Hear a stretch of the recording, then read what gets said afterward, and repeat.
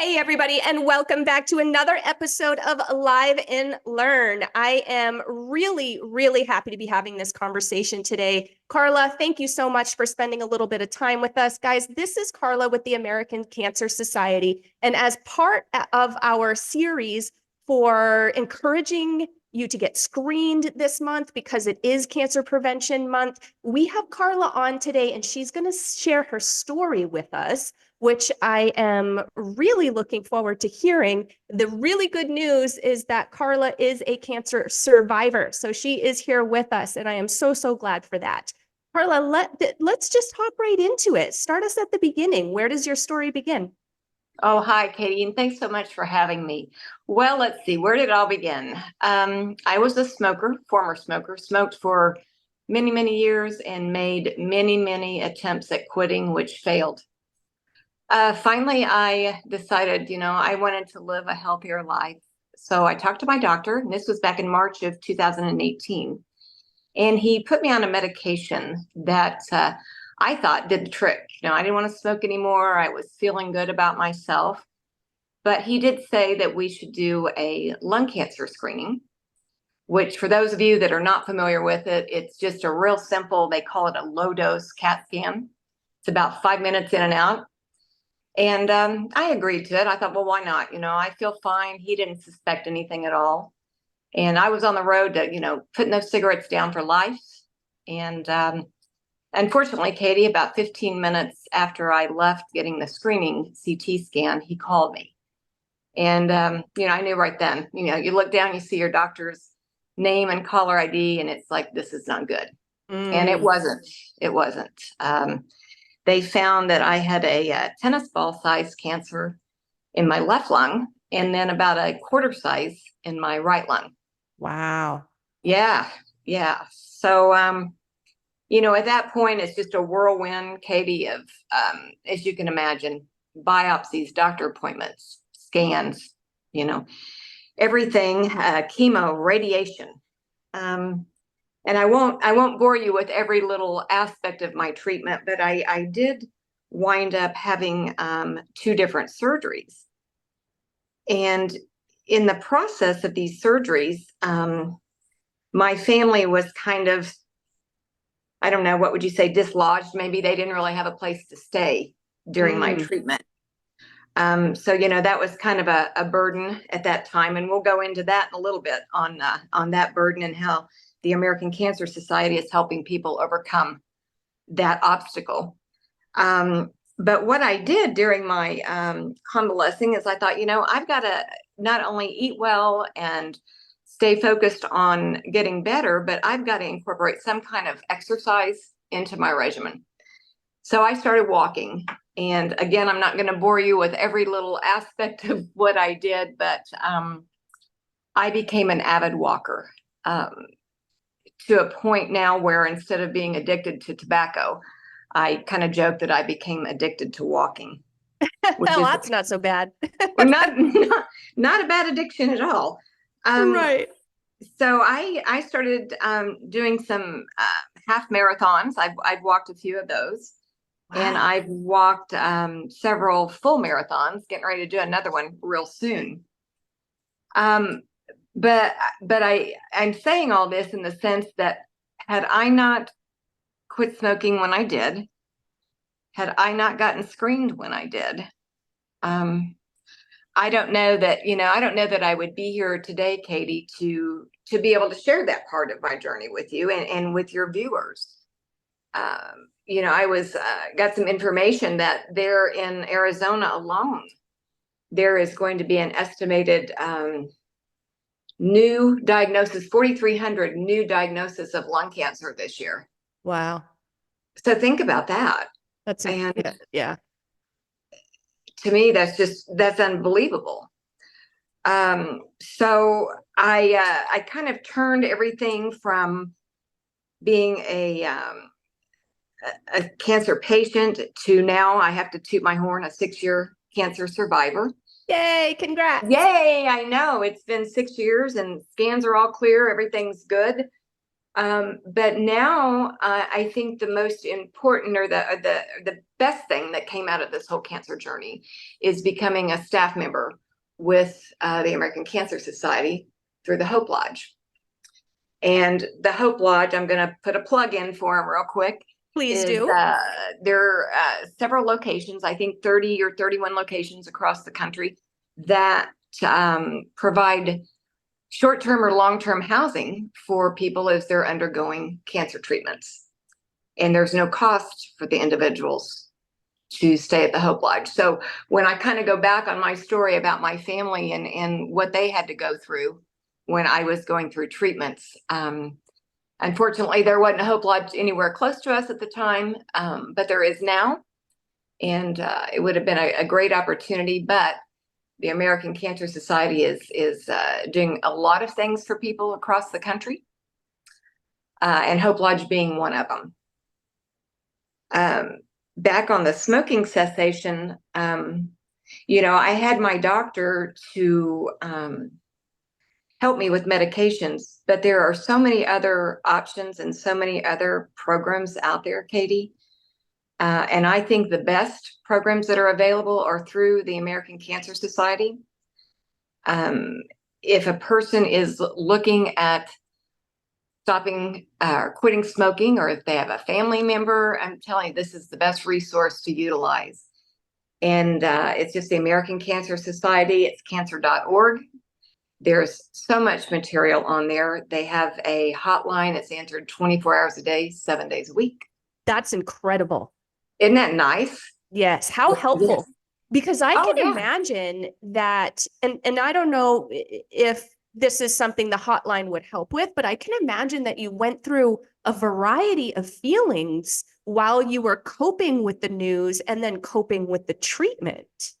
Absolutely, you do. You need someone there. And oftentimes it's hard to share your emotions with your immediate family members. Yeah. You feel like you're already a burden to them anyway when you're going through a cancer diagnosis.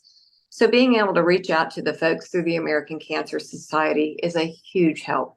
And that's what they're there for. They're there to help you through this journey the whole way.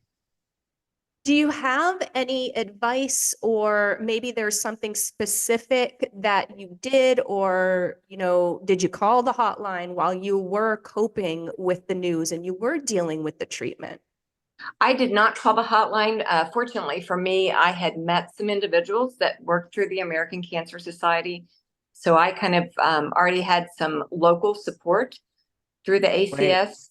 But I know of several people that have contacted the hotline.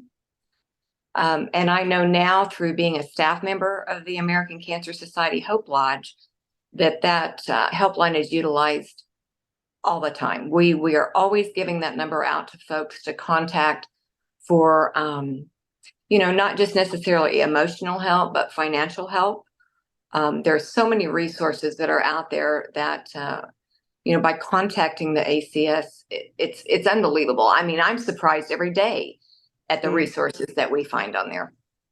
I'm so grateful for them and for what they have put together because, for myself, cancer has affected my family incredibly. I mean, there are many cases that family members, of my family have been through. And so it's really warming to know that this resource is available to those that need it.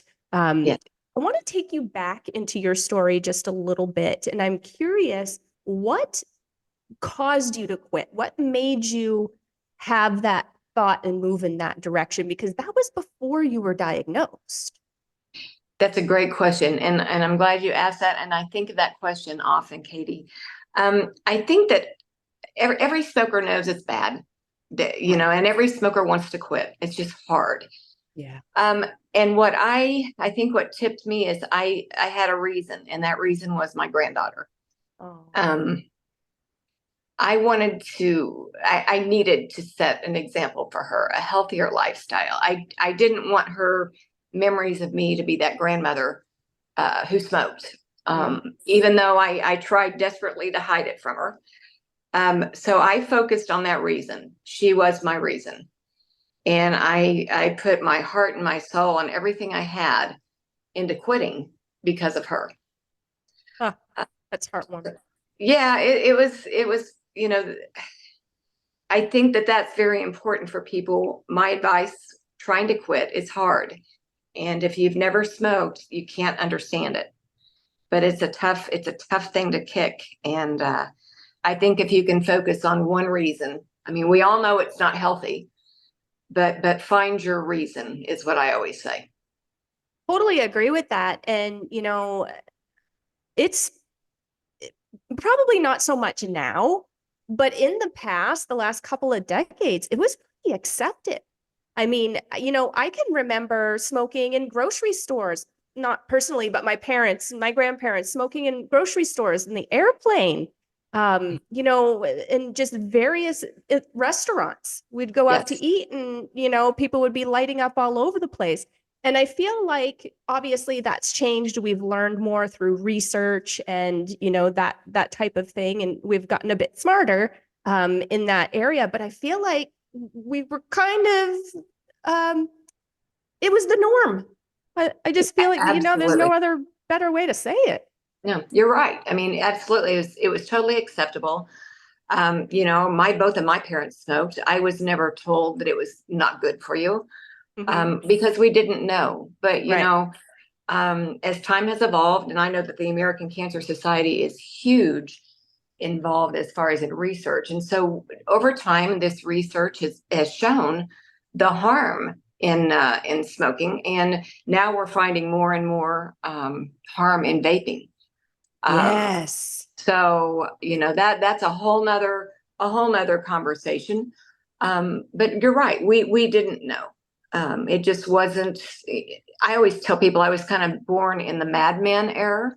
So if Hmm. you've ever seen the show Mad Men, you'll understand what I'm talking about. Hmm. But yeah, it was the cool thing to do. And I love that you brought up the topic of vaping because I feel like when vaping hit the market, it was this safe smoking. Hmm. At Hmm. least that was the impression that I got. Been there. Yeah. The persona that it was going to help you quit. That was a good one. Right. That was always a good one. And yeah, I mean, I jumped on the e-cigarette wagon. But then you leave your e-cigarette at home or you lose it. Well, what's the next best thing? You go buy a pack of cigarettes. Hmm. And here we are back And then again. here you are again, 20 cigarettes later, you've smoked another pack. And so yeah, it's like I said, that's a whole nother topic. Yeah. Yeah, and a big one. What Yeah. advice do you have for individuals out there that maybe have a similar background to yours? They've been a smoker for a while, or they have a family member that was. What advice do you have for them? Well, of course, the big advice is quit. But I know, Yeah. you need to quit. You need to find your reason. You're going to stumble. Don't be ashamed of yourself when you do. You're going to stumble. But rely on your doctor. Sit down and talk to your doctor about this because there are some screenings. The lung cancer screening is probably the newest screening that's out there now that they're doing. If you're 50 years or older, and if you have smoked, talk to your doctor, get screened. There's guidelines to follow. I think that if you smoked, I don't know, 50 plus or 20 plus years, I'm not sure what all the guidelines are, but Hmm. your doctor will know that. Get screened because, we all know that early detection saves lives. There's no doubt about that. And, with mine, even though I had cancer in both lungs, fortunately, it had not spread to any other parts of my body. It was just confined to the lungs. So they were surgically able to remove it down the road. But, if I hadn't had that scan, Katie, when I did, maybe I waited around 6 or 8 months for the scan. I don't think my outcome would be the same. I think that the cancer would have spread by that time. And then I don't think that I would have had the options that I had available to me. Yeah. So catching it early is really huge.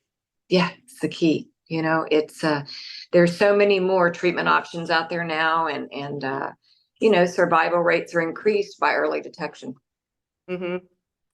Yeah, that makes a lot of sense. And I love that you said if you've smoked for X Or amount of time. Whoops, we lost you there. I It went bye bye. happens. I'm back. And you're Sorry. back. I And love she's back. I love that you said that if you smoked for an extended period of time, and I took that to mean even if you have quit, but let's just say you smoked for 20 years and maybe, you haven't for the last couple, it's still important to get screened. Did I hear that Absolutely. right? Okay. Absolutely. Yeah. I think that they're even saying, if you've smoked in the last 10 or 15 years, I think it's 15 are the guidelines, get screened. Yeah. And, unfortunately, I have heard of people that quit smoking, 10, 11 years ago and then had a diagnosis of lung cancer. So don't, we smokers, and this is something else I've said many times, a smoker thinks when they quit, they're good. They're out of the clear. Not going to get me, but that's not the case. Lung cancer can still sneak in there many, many years after you quit. So that's why you need to get screened. And then I think what doctors are doing now is, they're doing this little screening CT every year, kind of like we do with our mammograms and our, colonoscopies, that type of thing. Trying to make it a part of their yearly exam. Yeah, I think that's a good idea. Definitely important. And people, excuse me just a second, my computer's going a little bit wacky. People ages 50 to 80 should get a yearly lung cancer screening, is what I am seeing from the American Cancer Society if they smoke or used to smoke, and if they have at least a 20-pack year history of smoking. So definitely important to get there. Yes. Wonderful. Well, Carla, thank you so much for sharing your story. Thank you You're so much welcome. for the advice for those out there. I know that there are a lot of people that are dealing with it just like you did personally, and then also have family members that are going through it. So guys, definitely encourage your family members, if they fall in this category, to get screened. There are a lot of resources at cancer.org. Like Carla mentioned, there's that 24-hour helpline, which is so incredible to me, that you can get a hold of somebody at any time, day or night, any day of the week. Yes. Wonderful. Well, again, Carla, thank you so much for spending your time with us. Thank you. We so appreciate it. And guys, if you want to check out any of our previous episodes, hop on over to our YouTube channel. It is at MOMnation USA. That is our handle. If you prefer the podcast style, maybe you run a lot, bike a lot, hike a lot, which is really good for cancer prevention, right, Carla?